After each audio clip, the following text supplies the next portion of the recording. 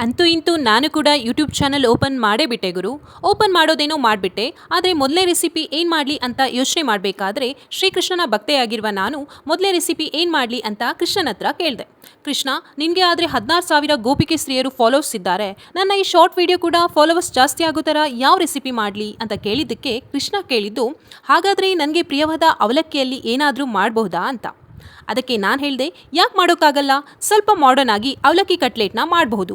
ಏನಿಲ್ಲ, ಸಿಂಪಲ್ ಆಗಿ ದಪ್ಪ ಅವಲಕ್ಕಿಯನ್ನು ನೆನೆಸಿ ಅದಕ್ಕೆ ಆನಿಯನ್, ಕ್ಯಾರೆಟ್, ಕೊತ್ತಂಬರಿ ಸೊಪ್ಪು, ಹಸಿಮೆಣಸು, ರುಚಿಗೆ ತಕ್ಕಷ್ಟು ಉಪ್ಪು, ಖಾರದ ಪುಡಿ, ಕಸೂರಿ ಮೇಥಿ, ಶುಂಠಿ ಬೆಳ್ಳುಳ್ಳಿ ಪೇಸ್ಟ್, ಸ್ವಲ್ಪ ಗರಂ ಮಸಾಲ, ಸ್ವಲ್ಪ ಅರಿಶಿಣ ಎಲ್ಲವನ್ನು ಚೆನ್ನಾಗಿ ಮಿಕ್ಸ್ ಮಾಡಿ ಕಾರ್ನ್ಫ್ಲೋರ್ ವಾಟರ್ನಲ್ಲಿ ಡಿಪ್ ಮಾಡಿ ನಂತರ ಬ್ರೆಡ್ ಕ್ರಮ್ಸ್ನಲ್ಲಿ ಚೆನ್ನಾಗಿ ಮಿಕ್ಸ್ ಮಾಡಿ ಎಣ್ಣೆಯಲ್ಲಿ ಕರೆದರೆ ರುಚಿಯಾದ ಗರಿಗರಿಯಾದ ಅವಲಕ್ಕಿ ಕಟ್ಲೆಟ್ ರೆಡಿ ಟು ಈಟ್.